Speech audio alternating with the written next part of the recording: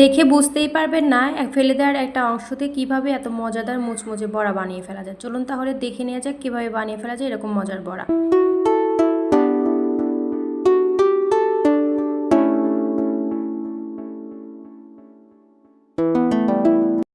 তো hello everyone, সকলে কেমন আছেন? আশা করি সকলে ভালো আছেন। আলহামদুলিল্লাহ আমি অনেক ভালো আছি।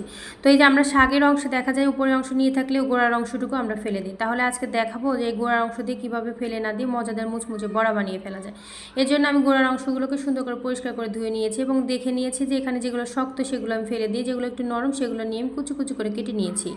এই কেটে নেওয়ার পরে এটাকে আমি সুন্দর করে একটু লবণ দিয়ে ভাপে দিয়ে নেবো, কারণ ভাপে না দিলে দেখা যাবে যে যখন বড়া বানাবো তখন এটার ভিতরে কাঁচা কাঁচা থেকে যাবে, আর ভাপে দিলে দেখা যাবে যে ওরকম থাকবে না। তো আমার এই তো ভাপে করা হয়ে গিয়েছে। এখানে আমি একটু আগে থেকে সিদ্ধ করা ডাউল দেবো, আপনার যে কোনো ডাউল দিয়ে নিতে পারেন। তো এরপর আমি লবণ, হলুদ, পেঁয়াজ, মরিচ দিয়ে সুন্দর করে এটাকে আমি মেখে নেব।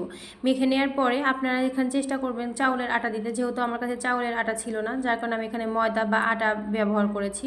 তো এখানে আমি যে আমার আটা দেওয়া হয়, আটা দিয়ে আমি সুন্দর করে একটু মেখে নেব। দেখা যাবে যে চাউলের আটা দিলে অনেক বেশি মুচমুচে হয় এবং খেতেও অনেক বেশি মজা হয়।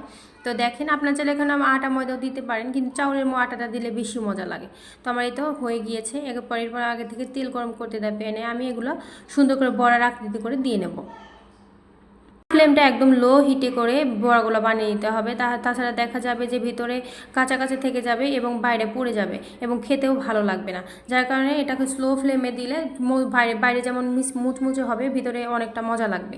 এই দেখেন আমার ভাজা হয়ে গিয়েছে। আপনারা চাইলে এটাকে শুধু গরম ভাতের সাথে না খেয়ে স্ন্যাক্সের সাথেও খেতে পারেন, তবে গরম ভাতের সাথে অনেক বেশি মজা লাগে।